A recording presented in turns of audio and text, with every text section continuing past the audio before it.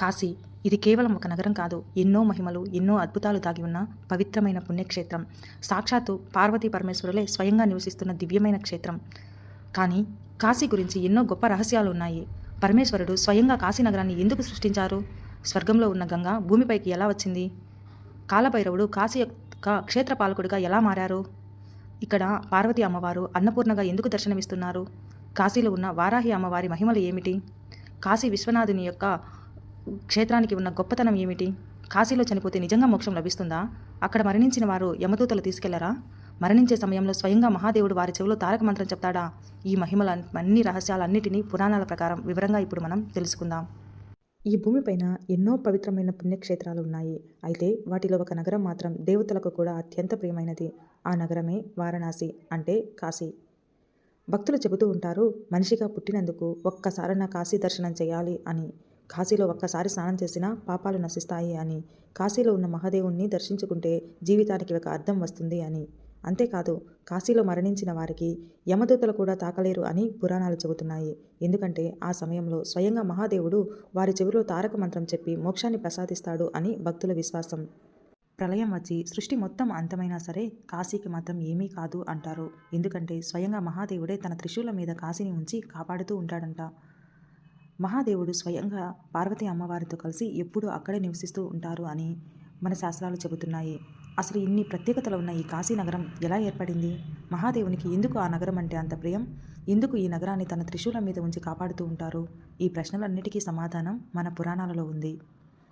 పురాణాల ప్రకారం సృష్టి ప్రారంభం కాకముందు ఈ విశ్వంలో ఏమీ లేవు. జీవులు, భూమి, ఆకాశం ఏదీ లేదు. ఆ సమయంలో పరమతత్వంగా ఉన్నది ఒకటే, అది శివ. ఆయనే సృష్టి, స్థితి, లయకు మూలం. సృష్టి ప్రారంభం కావాల్సిన సమయం వచ్చినప్పుడు మహాదేవుడు ఒక గొప్ప సంకల్పం చేశారు. భూమిపైన జన్మించే జీవులు తమ కర్మల వలన పాపాలలో చిక్కుకుంటారు. వారికి విముక్తి పొందే ఒక పవిత్ర స్థలం ఉండాలి అని భావించారు. అప్పుడు ఆయన తన దివ్య శక్తితో ఒక ప్రశాంతమైన నగరాన్ని సృష్టించారు. ఆ నగరమే కాశీ. కాశీ అనే పదం సంస్కృతంలోని కాచ్ అనే పదం నుంచి వచ్చింది. దానికి అర్థం ప్రకాశించడం, వెలుగు ఇవ్వడం, అంటే జ్ఞానకాంతి వెలిగే నగరం అని అర్థం. అందుకే కాశీని జ్ఞాన నగరం అని కూడా అంటారు. పురాణాలలో ఒక విశేషమైన విషయాన్ని చెబుతారు. ప్రళయం వచ్చినప్పుడు ఈ ప్రపంచంలోని అన్ని లోకాలు నశిస్తాయి. పర్వతాలు, సముద్రాలు, భూమి అన్నీ లయమవుతాయి. కానీ ఒక నగరం మాత్రం నశించదు, అదే కాశీ. ఎందుకంటే మహాదేవుడు ఈ నగరాన్ని తన త్రిశూలం మీద ఉంచి కాపాడుతూ ఉంటాడని భక్తుల విశ్వాసం. త్రిశూలం 3 శక్తులను సూచిస్తుంది: సృష్టి, స్థితి, లయం. ఈ 3 శక్తుల మధ్య నిలిచిన నగరమే కాశీ. పురాణాలలో కాశీకి ఒక ప్రత్యేక పేరు ఉంది, అవిముక్త క్షేత్రం అని. అవిముక్త అంటే ఎప్పటికీ విడిచిపెట్టిన స్థలం. అంటే మహాదేవుడు ఎప్పుడూ కాశీని విడిచిపెట్టడు. ఆయన అక్కడే విశ్వనాథుడిగా నివసిస్తున్నాడు. అందుకే కాశీ ఎప్పటికీ నాశనం కాదు అని మన పురాణాలు చెబుతున్నాయి. ప్రాచీన కాలంలో సాగరుడు అనే ఒక మహారాజు ఉండేవాడు. ఆయన చాలా ధర్మవంతుడు. ఒక్కసారి అశ్వమేధ యజ్ఞం చెయ్యాలి అని నిర్ణయించారు. అశ్వమేధ యజ్ఞం కోసం ఒక గుర్రాన్ని దేశమంతా విడిచిపెడతారు. ఆ యజ్ఞం చూసి దేవేంద్రుడు అసూయపడ్డాడు. అతని యజ్ఞ గుర్రాన్ని దొంగలించి తీసుకెళ్లి కపిల మహర్షి ఆశ్రమంలో దాచిపెట్టాడు. గుర్రం కనిపించకపోవడంతో సాగరుడు తన 60,000 మంది కొడుకులను గుర్రం వెతకడానికి పంపించాడు. వారు భూమంతా వెతికారు. చివరికి కపిల మహర్షి ఆశ్రమానికి వచ్చారు. అక్కడ గుర్రం కనిపించింది. అప్పుడు వారు కోపంతో మహర్షిని నిందించారు. ఆ గుర్రాన్ని మీరు దొంగలించారు అని అనుమానించారు. ఆ సమయంలో మహర్షి ధ్యానంలో ఉన్నాడు. ఆయన కళ్ళు తెరిచిన వెంటనే ఆయన తపస్సు శక్తి వల్ల ఆ 60,000 మంది కుమారులు ఒక్కసారిగా భస్మం అయిపోయారు. తరువాత మహారాజు సాగరుడు మనవడు అయిన అంశుమాన్ వచ్చి మహర్షిని క్షమాపణ కోరారు. కపిల మహర్షి అన్నాడు, ఈ ఆత్మలు విముక్తి పొందాలంటే స్వర్గలోకంలో ఉన్న గంగ భూమికి రావాలి. ఆమె నీరు ఈ భస్మాన్ని తాకితే వాళ్ళు మోక్షం పొందుతారు అని. అంశుమాన్ చాలా ప్రయత్నించాడు, కానీ గంగను భూమికి తీసుకురాలేకపోయాడు. తర్వాత అతని కుమారుడు దిలీపుడు కూడా తపస్సు చేశాడు. అతను కూడా విజయం సాధించలేకపోయాడు. చివరికి దిలీపుడు కుమారుడు భగీరథుడు ఈ మహత్తర కర్తవ్యాన్ని చేపట్టాడు. భగీరథుడు హిమాలయాలకు వెళ్ళి సంవత్సరాల తరబడి కఠిన తపస్సు చేశాడు. అతని తపస్సు చూసిన బ్రహ్మ ప్రత్యక్షమయ్యారు. బ్రహ్మదేవుడు అన్నారు, భగీరథ, నీ తపస్సు చాలా గొప్పది. నేను గంగను భూమికి పంపిస్తాను. కానీ ఆమె ప్రవాహం చాలా శక్తివంతం. భూమి దానిని తట్టుకోలేదు, నాశనం అవుతుంది. అప్పుడు భగీరథుడు మళ్ళీ తపస్సు చేయడం ప్రారంభించారు. ఈసారి మహాదేవుడు కోసం తపస్సు చేశాడు. మహాదేవుడు భగీరథుడి భక్తిని చూసి ప్రత్యక్షమయ్యారు. భగీరథ, నేను గంగను నా జటలలో పట్టుకుని భూమికి సాఫీగా ప్రవహించేలా చేస్తాను అని అన్నారు.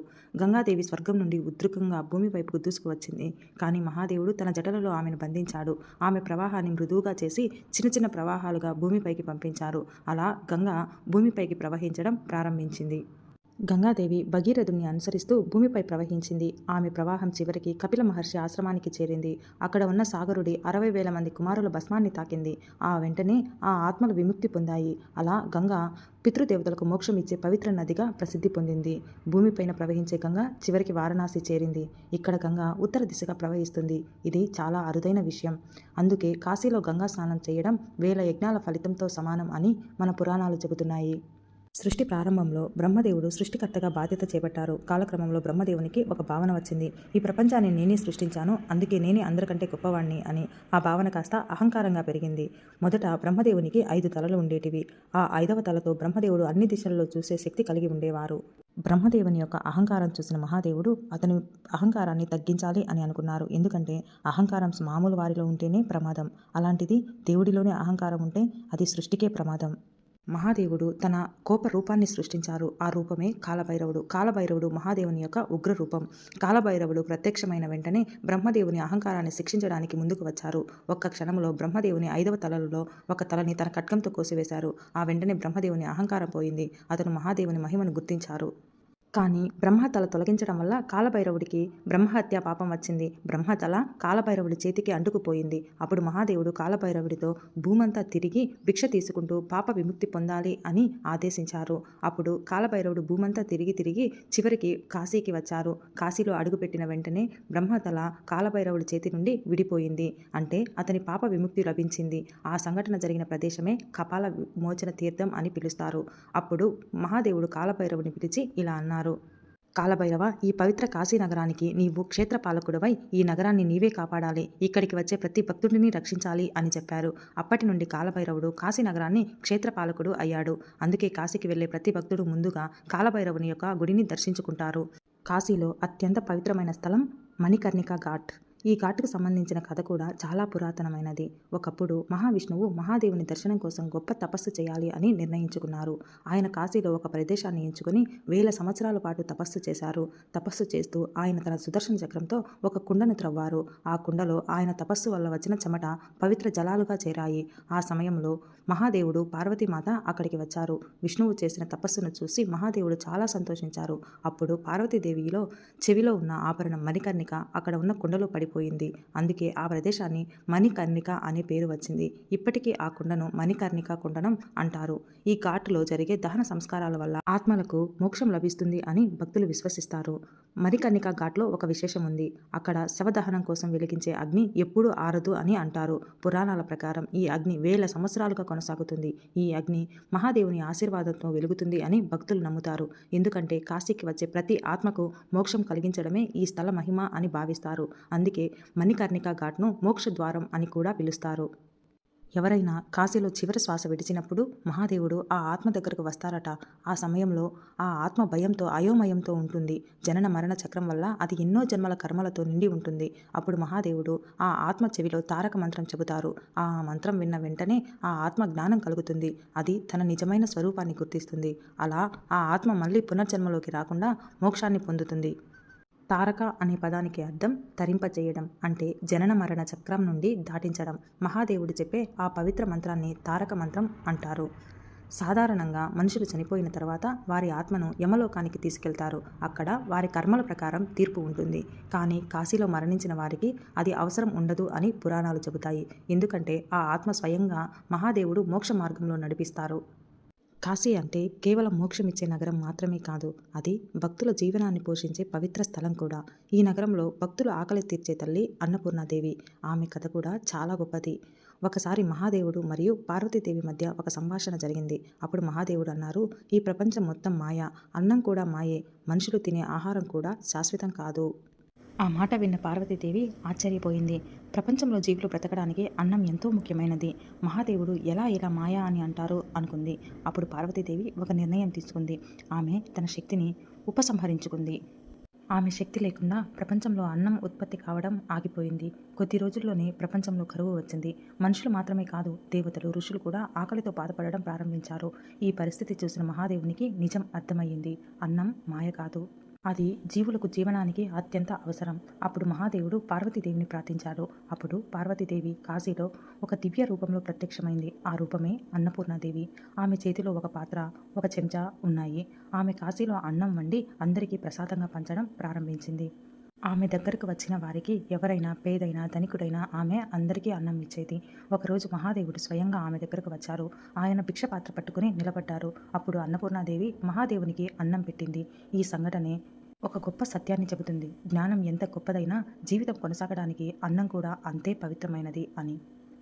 కాశీలో ప్రసిద్ధి చెందిన ఆలయం అన్నపూర్ణాదేవి ఆలయం. ఈ ఆలయం కాశీ విశ్వనాథుని గుడి దగ్గరలోనే ఉంది. భక్తులు విశ్వనాథుని దర్శించిన తర్వాత అన్నపూర్ణమ్మను కూడా దర్శించుకుంటారు. కాశీనగరం కేవలం ఒక దేవాలయం మాత్రమే కాదు, ఇది ఎన్నో దివ్య శక్తులు నివసించే పవిత్ర స్థలం. ఆ శక్తుల్లో ఉన్న ఒక గొప్ప శక్తి వారాహి అమ్మవారు. శక్తి సాంప్రదాయంలో ఉన్న సప్త మాతృకలలో ఒకరు. ఆమెను భక్తులు రక్షణ ఇచ్చే దివ్య తల్లిగా భావిస్తారు. పురాణాలు చెబుతున్న ఒక విశేషమైన నమ్మకం ఉంది. పగలు సమయంలో కాశీనగరాన్ని స్వయంగా మహాదేవుడు కాపాడుతూ ఉంటారు. కానీ రాత్రి సమయంలో కాశీనగరం రక్షణ బాధ్యత వారాహి అమ్మవారిదే. అందుకే కాశీలో వారాహి అమ్మవారిని రాత్రి క్షేత్ర పాలకురాలు అని అంటారు. కాశీలో ప్రసిద్ధి చెందిన వారాహి అమ్మవారి టెంపుల్ కూడా ఉంది. ఆ ఆలయంలో ప్రత్యేకత ఏమిటంటే అమ్మవారి విగ్రహం కొంచెం భూమి లోపల ఉంటుంది. భక్తులు మెట్లు దిగి వెళ్ళి ఆమెను దర్శించుకుంటారు. ఇది చాలా ప్రాచీనమైన ఆలయం అని కూడా చెబుతారు. వారాహి అమ్మవారు దుర్గాదేవి యొక్క ఉగ్ర రూపాలలో ఒకరు. ఆమె భక్తులు శత్రువుల నుండి రక్షిస్తుంది, భయాలను తొలగిస్తుంది, దుష్ట శక్తుల నుండి దూరం చేస్తుంది. అందుకే కాశీకి వచ్చి చాలామంది భక్తులు విశ్వనాథ స్వామి దర్శనం చేసిన తర్వాత వారాహి అమ్మవారిని కూడా దర్శించుకుంటారు. కాశీకి వెళ్ళే ప్రతి భక్తుడు తప్పకుండా చూడాలనుకునే ఒక దివ్య దృశ్యం ఉంది. అది గంగా హారతి. ఈ హారతి ప్రతిరోజు సాయంత్రం జరుగుతుంది. సూర్యాస్తమం సమయం దగ్గర పడుతుంటే ఘాట్ అంతా దీపాలతో వెలుగులలో ప్రకాశిస్తుంది. పూజారులు పసుపు రంగు వస్త్రాలు ధరించి వేద మంత్రాలు జపిస్తూ గంగాదేవిని ఆరాధిస్తారు. అప్పుడు పెద్ద పెద్ద దీపాలతో ధూపాలతో సమూహంగా చేసి ఆ హారతి దృశ్యం చూస్తే భక్తుల హృదయం భక్తి భావంతో నిండిపోతుంది. అక్కడే వేలాది మంది భక్తులు ఒకే స్వరంతో ఇలా జపిస్తూ ఉంటారు, హరహర మహాదేవ గంగామాయికి జై అని. ఆ సమయంలో గంగా నది అలలు కూడా ఆ మంత్రధ్వని తాళం వేసినట్లుగా కనిపిస్తాయి. ఆ క్షణం చూసి ప్రతి భక్తుడు ఒక భావన కలుగుతుంది, ఇది కేవలం ఒక నది కాదు, ఇది స్వర్గం నుండి భూమికి దిగి వచ్చిన పవిత్రమైన తల్లి అని. అందుకే పురాణాలు చెబుతున్నాయి, గంగా నదిలో స్నానం చేస్తే పాపాలు శుద్ధి అవుతాయి అని. ఈ పవిత్ర నగరానికి హృదయం లాంటిది కాశీ విశ్వనాథుని ఆలయం. ఇక్కడ స్వయంగా మహాదేవుడు విశ్వనాథునిగా నివసిస్తున్నారని పురాణాలు చెబుతున్నాయి. ఇది సాధారణ శివాలయం కాదు, భారతదేశంలో ఉన్న 12 జ్యోతిర్లింగాలలో ఒకటి. జ్యోతి అంటే దివ్య ప్రకాశం, లింగం అంటే శివుని రూపం. అంటే ఇది స్వయంగా శివుడు దివ్య ప్రకాశ రూపం. ఈ క్షేత్రంలో మహాదేవుడు భక్తులను 3 వరాలు ఇస్తాడు అని నమ్మకం. భక్తి, జ్ఞానం, మోక్షం. అందుకే భక్తులు అంటారు, కాశీకి వెళ్ళినవాడు జీవితంలో ఖాళీగా తిరిగి రాడు అని. కాశీ ఒక నగరం మాత్రమే కాదు, ఇది భక్తి ఉన్న స్థలం, జ్ఞానంతో వెలిగే స్థలం, మోక్షానికి ద్వారం. ఈ ప్రపంచంలో ఎన్నో పవిత్ర క్షేత్రాలు ఉన్నాయి, కానీ భక్తుల పాపాలను కడిగి మోక్షానికి దారి చూపించే నగరం ఒకటే. ఆ పవిత్ర నగరమే వారణాసి, కాశీ. ఇక్కడ ప్రవహించే పవిత్ర గంగా నది భక్తుల పాపాలను శుద్ధి చేస్తుంది. ఇక్కడ నివసించే మహాదేవుడు భక్తులకు మోక్ష మార్గాన్ని చూపిస్తారు. ఇక్కడ అన్నదానం చేసే అన్నపూర్ణాదేవి జీవనాన్ని పోషిస్తుంది. అందుకే ప్రతి భక్తుడు మనసులో ఒక కోరిక ఉంటుంది, జీవితంలో ఒక్కసారి అయినా కాశీ దర్శనం పొందాలి అని. కాశీ భక్తి, జ్ఞానం, మోక్షం అన్నీ కలగలిసిన ప్రదేశం. ప్రతి గాలిలో ఓం నమ శివాయ అనే మంత్రం, ప్రతి అడుగు మోక్ష మార్గాన్ని చూపిస్తుంది. ప్రతి ఘాటు, ప్రతి ఆలయం, ప్రతి జ్యోతిర్లింగం భక్తిని ప్రేరేపిస్తుంది. హరహర మహాదేవ శంభో శంకర, ఓం నమ శివాయ. మహాదేవ, మా జీవితాన్ని ఎప్పుడూ ధర్మ మార్గంలో నడిపించండి. మా మనసుల్లో ఎప్పుడూ మీ నామస్మరణ ఉండేలా ఆశీర్వదించండి. నా చివరి శ్వాస వచ్చినప్పుడు మీ పవిత్ర వారణాసి క్షేత్రంలో మీ పాదాల దగ్గర మమ్మల్ని చేర్చుకునే దగిన చూపండి. హరహర మహాదేవ శంభో శంకర, ఓం నమ శివాయ. ఈ వీడియో మీకు నచ్చినట్లయితే ఒక లైక్ చేయండి. మన ఛానల్ని సబ్స్క్రైబ్ చేసుకోండి. Thank you.